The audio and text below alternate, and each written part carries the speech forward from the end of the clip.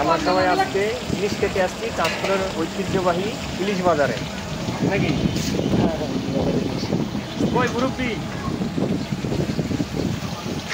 মুরব্বি এদিকে আসেন।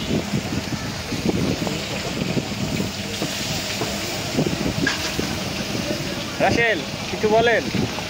আসেন স্যার, সবাই আসেন। লগে টাকা পয়সা লইছেন, কালি আছে কেউ আসেন না। আমাদের এই তো লাইভ ইলিশ ভাজা চলছে।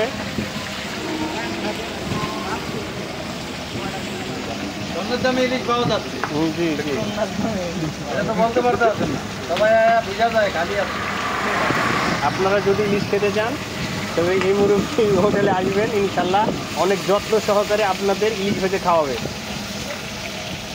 হোটেলের নাম বলেন। হোটেলের নাম আলসালা দিয়ে ঢাকা। হোটেল আলসালা দিয়ে ঢাকা, গরিবে নেওয়াজ।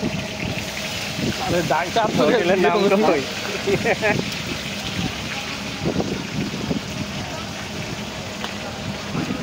তো দেখেন আমরা নদীর পাশে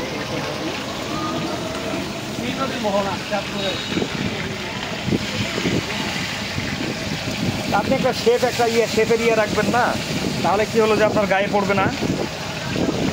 গায়ে তো বড় হয়েছে, সাথে বেগুন ভাজা আছে, বেগুন ভাজা একবার ইলিশ ইয়ে আছে উপর দিয়া।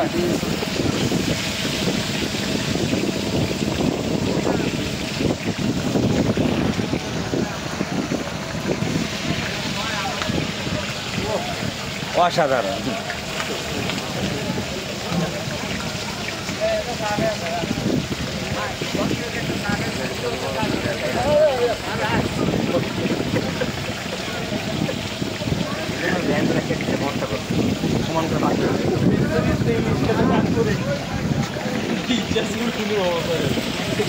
এবার কইতাম কিন্তু ঠিক মতো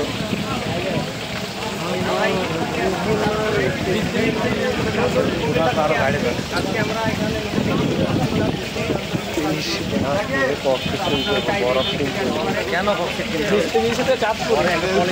এক ঘন্টার রাস্তা বলো না বলো, তাহলে হাওয়ার উপরে কথা বলো।